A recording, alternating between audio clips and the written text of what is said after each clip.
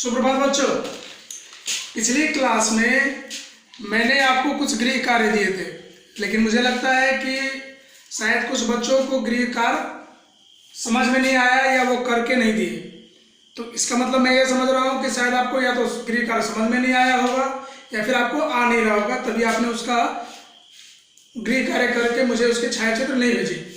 तो मैंने सोचा कि मैं आपको एक वीडियो के माध्यम से उसको गृह कार्य को समझा देता हूँ। तो ये पिछले क्लास का ही अभी चल रहा है, जो मैंने दिया था कि उचित सर्वनाम शब्द द्वारा खाली स्थान भरिए। मैंने आपको 5 खाली स्थान दिए थे, जिसमें मैंने बोला था कि आपको मैंने आपको सर्वनाम बता दिया था, सर्वनाम के भेद भी बता दिए थे, सर्वनाम के परिभाषा के साथ उसके भेदों के उदाहरण के साथ बताया था मैंने। तो अगर आप इसको एग्जाम में आपको परीक्षा में आपको इसी तरह से आएगा, ठीक है, कि उचित सर्वनाम कैसे भरेंगे। तो पहला वाक्य देखिए, लिखा है खाली स्थान, तुम मेरे साथ घूमने चलोगे। मैं आपको ये भी बताता चलूंगा कि जो ये शब्द है वो कौन सा भेद में आएगा। भेद का मतलब यानी कि काइंड्स, यानी कि प्रकार, ठीक है। तो सर्वनाम के मैंने आपको 6 भेद बताए हैं।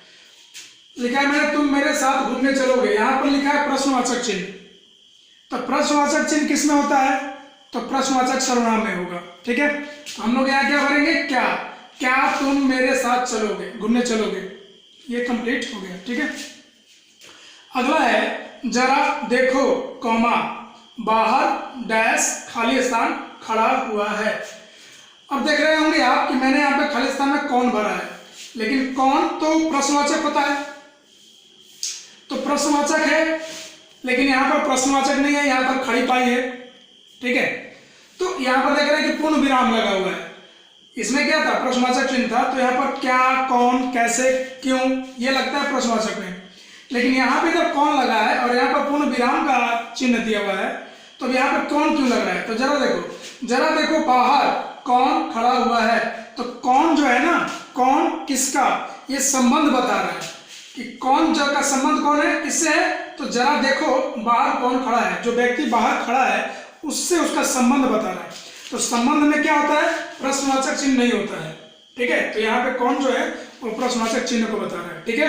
अगला चलते हैं हम लोग। जिसने परिश्रम किया होगा खाली स्थान सफल होगा।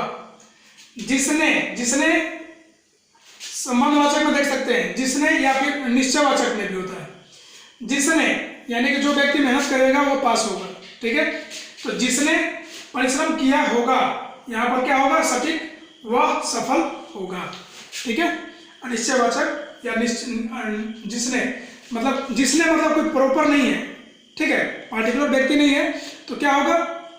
अनिश्चयवाचक सर्वनाम। खैर यहाँ पर आपको सर्वनाम के भेद नहीं बताने, सिर्फ उचित शब्द भरना है।